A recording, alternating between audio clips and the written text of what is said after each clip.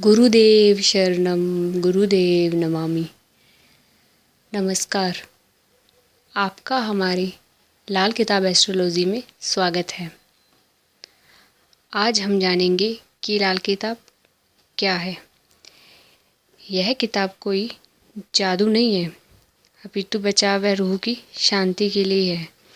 ये दूसरों पर हमला करने का जरिया नहीं है। हाँ, अगर किसी वजह से आपकी किस्मत में कोई रोड़ा या पत्थर आ जाता है तो उसे हटाने में इससे मदद ज़रूर ली जा सकती है। यह किताब तब आपकी उम्मीदों पर पूरी तरह से खरी उतरेगी। इस बात को आप खुद आजमा कर देख सकते हैं। अब इसकी हम प्रारंभिक अवस्था के बारे में बात करेंगे कि इसकी अवस्था प्रारंभिक कैसी है। ज्योतिषी विज्ञान और गणित का मिश्रण है ये लाल किताब। हर प्रकार के कष्टों के निवारण में यह हमारी सहायता करती है और यह हमारे लिए सहायक सिद्ध होगी। कष्ट के आगमन पर यदि यह ज्ञात हो जाए कि मनुष्य के कौन से ग्रह के कारण उसको कष्ट भोगना पड़ रहा है, तो उस ग्रह का उपाय करके कष्ट से शीघ्र और सरलता से मुक्त हुआ जा सकता है। मनुष्य के कष्टों की जानकारी और फिर उनके कारणों का ज्ञान प्रदान करने के साथ ही उन कष्टों के निवारण के उपाय को भी यह एक तरह से हमारी मदद करती है। आज के इस वैज्ञानिक युग में मनुष्य विभिन्न प्रकार की परेशानियों और उलझनों से पीड़ित रहता है, जो कि उनके प्रतिदिन किए जा रहे कर्मों का फल है, किंतु उन्हें मालूम ही नहीं होता कि उनसे कौन सी भूल हो रही है जिसके कारण उनके ग्रह मंदे होते जा रहे हैं और वे कष्टों से ग्रसित हो रहे हैं। हमने लोगों की सुविधा के निमित्त ऐसे बहुत से नियमों का कथन किया है जिनका पालन करने और करते रहने से ग्रहों को शांत किया जा सकता है और उन्हें उत्तम फल देने वाला बनाया जा सकता है। इस बात का हम एक छोटा सा उदाहरण दे रहे हैं। नाक में चांदी डालकर बुध और कानों में सोना डालकर केतु के बुरे प्रभाव से रक्षित हुआ जा सकता है। इसी प्रकार विवाह के समय गोदान द्वारा शुक्र के फल को उच्च किया जा सकता है। यहाँ यह देखने की भी आवश्यकता नहीं होती कि टेवे में बुध, केतु या शुक्र की दशा बुरी है या अच्छी। सूर्य, चंद्र, मंगल, बुध, गुरु, शुक्र, शनि, राहु, केतु ये सभी 9 ग्रह आकाश में हर समय घूमते रहते हैं। ये 9 ग्रह 9 प्रकार की शक्तियाँ माने गए हैं। जगत के समस्त तत्वों को 9 भागों में विभाजित करके इन 9 ग्रहों से जोड़ दिया जाता है। तात्पर्य यह है कि प्रत्येक तत्व किसी न किसी ग्रह से संबंध रखता है। जैसे बृहस्पति से सुवर्ण, शुक्र से मिट्टी और सूर्य से तांबा, चंद्र से चांदी इत्यादि। इसी प्रकार प्रत्येक तत्व में किसी न किसी ग्रह की शक्ति निहित होती है। जिस प्रकार चुंबक लोहे को अपनी ओर खींचता है, उसी प्रकार प्रत्येक ग्रह भूमि पर स्थित किसी न किसी तत्व को विशेष रूप से संबंध रखता है। ये ग्रह भी उन तत्वों पर अपना प्रभाव डालते रहते हैं। सूर्य की किरणों की तपिश से भूमि पर जल सूख जाता है। रेगिस्तान की रेत गर्म तवे की भांति तप जाती है। कमल का पुष्प खिल उठता है। जब तक सूर्य छिप नहीं जाता वह खिला ही रहता है। सूर्यमुखी का पुष्प अपना मुंह सदा सूर्य की ओर ही रखता है और जिधर भी सूर्य होता है उसी ओर घूमता रहता है। इसी प्रकार 9 ग्रहों में से प्रत्येक ग्रह भूमि पर स्थित तत्वों में अपना भरपूर प्रभाव डालता रहता है। जब कोई शिशु माता के गर्भ से उत्पन्न होता है तो उसके शरीर पर आकाश में विचरण करते हुए ग्रहों का प्रभाव पड़ता है। किस ग्रह की शक्ति या प्रभाव ने कितनी मात्रा में शिशु के शरीर में प्रवेश किया है, उसका निर्णय इसी से करना होता है कि शिशु के जन्म के समय वह ग्रह आकाश में शिशु के शरीर से कितना दूरी पर था और कितने अंश पर था। इस प्रकार प्रत्येक ग्रह की शक्ति शिशु के शरीर में प्रवेश करके अपना प्रभुत्व स्थित कर लेती है। इसी बात का निर्णय करने के लिए कि बच्चे के शरीर में किस ग्रह की कितनी शक्ति स्थित है, बच्चे या शिशु के जन्म के समय आकाश स्थित ग्रहों की स्थिति अंकित की जा सकती है। इसे ही जन्म लगन कुंडली कहते हैं।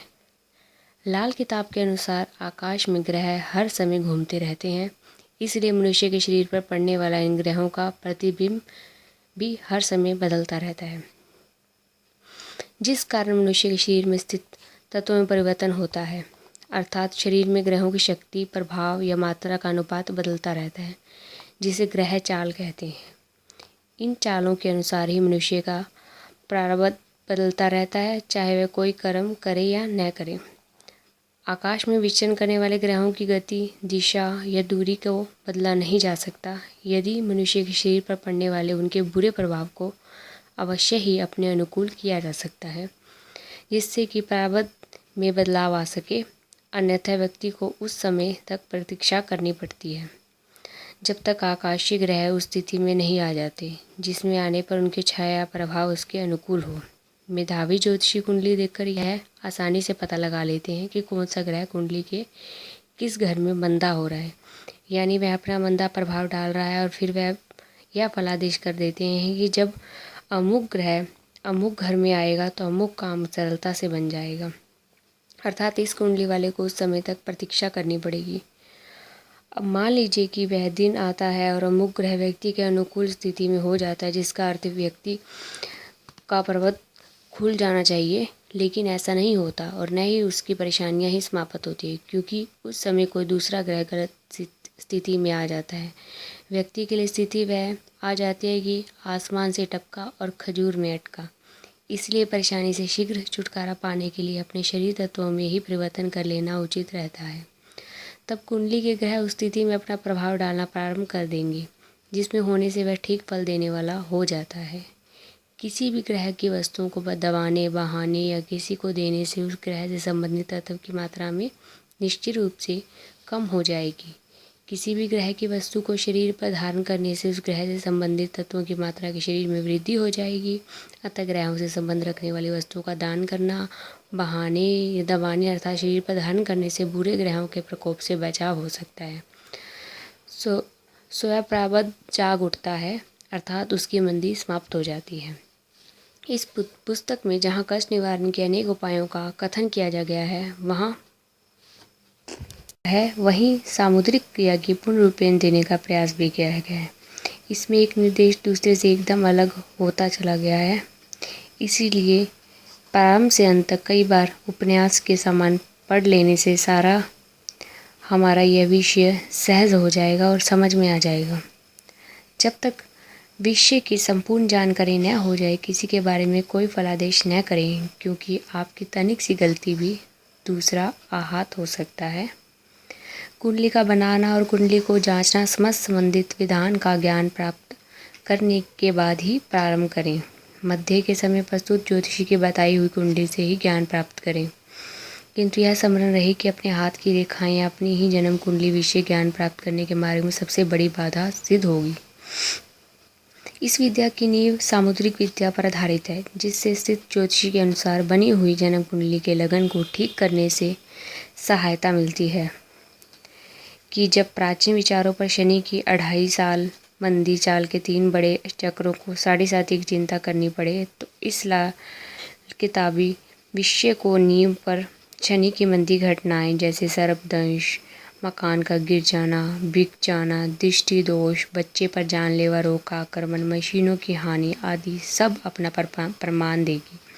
जिसकी कुंडली में शनि मंदा बैठा होगा या सूर्य की अंतरदशा या शनि की 7.5 चल रही हो, तो इस प्रकार की विकट स्थिति उत्पन्न हो जाएगी।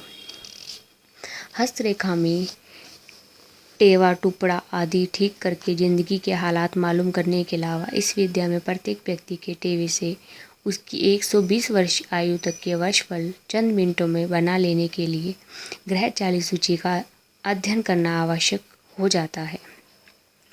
प्राचीन ज्योतिषी में यदि राहु जन्म कुंडली के पहले घर में हो, तो केतु उस कुंडली में सदा लगन में 7वें घर में ही होगा। बुध भी सूर्य के आगे पीछे या नज़दीक अथवा साथ साथ चलता होगा। यदि यहाँ ग्रहों की दशा का उल्लेख नहीं किया गया, तो बल्कि इस विषय के अनुसार वर्षफल बनाने की सूची की नींव पर राहु और केतु एक दूसरे के समीप के घरों में बल्कि हस्तरेखा में बनी हुई जन्म कुंडली या वर्षफल में तो एक ही घर में इकट्ठे भी आ सकते हैं। इसी प्रकार बुध ग्रह भी सूर्य से कितने ही घर दूर हो सकता है। तात्पर्य यह है कि इस विषय में प्रत्येक ग्रह अपने अपने स्थान पर स्वतंत्र होगा। उसकी अपनी वेदक ग्रहचाली अवस्था या उपाय प्रभाव पर किसी प्रकार की बंदिश नहीं होगी और सभी ग्रह समान अधिकारों के स्वामी होंगे। ज्योतिषी विद्या के अनुसार बनी हुई जन्म कुंडली में लगन वाला घर लाल किताब में मेष राशि का पक्का घर हमेशा अंक 1 होगा। इसके बाद कर्मानुसार सभी घरों घर गिनती में होंगे। यानी प्राचीन ज्योतिषी वाले ज्योतिषी कोई भी जन्म राशि रखकर लगन वाले घर को निश्चित करें। उनकी जन्म राशि या लगन वाले घर का लाल किताब के अनुसार घर, खाना या भाव नंबर 1 और फिर शेष घरों को क्रमानुसार लिख लेते थे। उदाहरण के लिए हमारे यूट्यूब पर यह एक एग्जाम्पल दिया जा रहा है कुंडली का। अब सभी घरों से अंक मिटा दे किंतु ग्रह ज्यों के त्यों रहने दे। तत्पश्चात उसमें अंक मिटाए हुए कोई कुंडली के लगन के घर का 1 का अंक दिया जाएगा, जो हमारे यूट्यूब चैनल पर इसका भी दिखाया जा रहा है। और अंक बदल जाएंगे, केवल अंक ही बदलेंगे किंतु वे ज्यों के त्यों उन्हीं घरों में रहेंगे जहाँ की वो पहले थे। अब दशा देखने के लिए बृहस्पति पर नंबर 1, सूर्य घर नंबर 2 ये सब दिख रहा है। इस प्रकार वश फल सहजता से पढ़ सकेंगे। अब हम बात करेंगे सामुद्रिक विद्या के बारे में। बच्चा पैदा होते समय सदा बंद मुट्ठी लाता है, जिसे वो प्राय बंद ही रखता है और आसानी से किसी को खोलने भी नहीं देता। यदि कोई खोल भी देता है तो वह उसे तत्काल बंद कर देता है। संभवतः वह अपने प्रारब्ध का भेद और छोटी सी मुट्ठी की दौलत किसी दूसरे को दिखाना नहीं चाहता, इसलिए सदा मुट्ठी बंद ही रखता है। ग्रहचाली बच्चा आकाश पाताल दोनों जहां में और दोनों अवस्था की गांठ लगा देने वाला होता है। ग्रहचाली माला 108 मनकों की माला और पूर्ण मनुष्य के नाम के पहले 108 का अंक ग्रहचाली होता है। केवल खाली स्थान जिसका दूसरा नाम आकाश है, उसमें केवल वायु विद्यमान है। बालक की मुट्ठी के हिलते ही उसके अंदर की हवा हरकत में आ जाती है। यदि इस हरकत से गर्मी और गर्मी से अग्नि, अग्नि से जल, जल से मिट्टी और मिट्टी से जगत का समस्त ब्रह्मांड उत्पन्न हुआ है, अतः यह कहा जाएगा जब बच्चे ने मुट्ठी खोली तो बच्चे का हाथ, हथेली और उंगलियों में अलग अलग प्रतीत होने लगता है। कहीं रेखाएं और कहीं चिन्ह पाए गए हैं। उंगलियों के कई कई टुकड़े और फिर इकट्ठे एक ही में मिलने दिखने लगे। हाथ की हथेली को महाद्वीप या ब्रह्मांड माना गया है। हथेली पर पर्वत के समान ऊपर को उभरी जगह को द्वीप कहा गया है। दरिया की लहरों के समान इधर उधर भागती लकीरों की रेखाएं कहा गया है। उनमें से किसी को आयु रेखा, किसी को भाग्य रेखा माना गया है और अंत में समस्त रेखाएं पर्वत और द्वीप के जमावड़े से एक समुद्र बना, जिस कारण से इस विद्या का नाम सामुद्रिक विद्या या सामुद्रिक शास्त्र पड़ा। ईश्वर ने मनुष्य के लिए नियुक्त किए हुए कार्यों का आदेश हथेली पर लिखकर उसको अपने ही अधिकार में ऐसे ढंग से भेजा है कि वह कभी गुम न होने पाए और न ही उसमें कभी बदलाव या धोखाधड़ी करे। हथेली के महाद्वीप पर ऊपर को उठे हुए छोटे छोटे द्वीप पर्वत जितने अधिक ऊंचे, लंबे, चौड़े, मजबूत होंगे, उसी के समान एक दूसरे की अच्छी या बुरी हवा की रोकथाम करने में समर्थ होंगे। यदि कुंडली हथेली का महाद्वीप बनी हो तो ग्रहों की दृष्टि का मार्ग और उनकी बाहरी दृष्टि ब्रह्मांड के दरियाओं का मार्ग होगा, जो उनके प्रभाव में ग्रह मंडल की व्यक्तिगत मित्रता और शत्रुता से उत्पन्न लारा का सहस्त्र प्रकार के बदलाव बाकी करने का बहाना होगी। ग्रहों के नियुक्त समय को प्रकट करेगी। उंगलियों के पोरों के महाद्वीप के 12-12 टुकड़े हुए हैं और द्वीप या पर्वतों की 9 भागों में विभक्त किया गया है। यहाँ 9 निधि गैबी शक्ति 12 सिद्धि इस विद्या की बुनियाद हुई है। हाथ की उंगलियों का हर एक गांठ को 12 प्रकार से विभाजित करने पर हर एक टुकड़ा राशि कहलाता है। तर्जनी उंगली बृहस्पति या बड़ाई की उंगली होती है। अनामिका उंगली सूर्य या व्यक्तिगत यानी साहस कमाई की उंगली होती है। कनिष्ठिका उंगली बुध और ज्ञान विज्ञान की होती है तथा मध्यमा उंगली शनि या उदासी अथवा वैराग्य की उंगली होती है। गिनती, चाल और स्थान निश्चित करने के समय मध्यमा उंगली को जब उंगलियों के बाद में लेते हैं, क्योंकि मध्यमा उंगली उदासी, संन्यास, वैराग्य और संसार से अलग गिनी जाती है, जिसका संबंध गृहस्थ के बाद है। हथेली के महाद्वीप और चारों उंगलियों के फैले मैदानों के 12 कोने जन्म कुंडली में वैसे ही पाए गए हैं। यदि अलग रहा तो केवल अंगूठा। इसे दुनियादारी के निर्मित पाप पुण्य का पैमाना माना गया है। तात्पर्य यह है कि हथेली की रेखाएं या 12 घरों और उंगलियों की 12 गांठों में से जो दैवीय शक्ति प्रकट हुई है, वह कुंडली के 12 घरों या खानों में 9 ग्रहों की अलग अलग दशा से पाई गई है। इसके साथ हमारा ये अध्याय यही समाप्त होता है। हमने इस वीडियो में इसकी प्रारंभिक अवस्था के बारे में जाना था कि लाल किताब की प्रारंभिक अवस्था क्या है। हमारे अगले वीडियो में हम इसके नियम और सिद्धांत के बारे में जानेंगे। अगर आपको हमारा यह वीडियो पसंद आया, इसे लाइक कीजिए, सब्सक्राइब कीजिए। नमस्कार।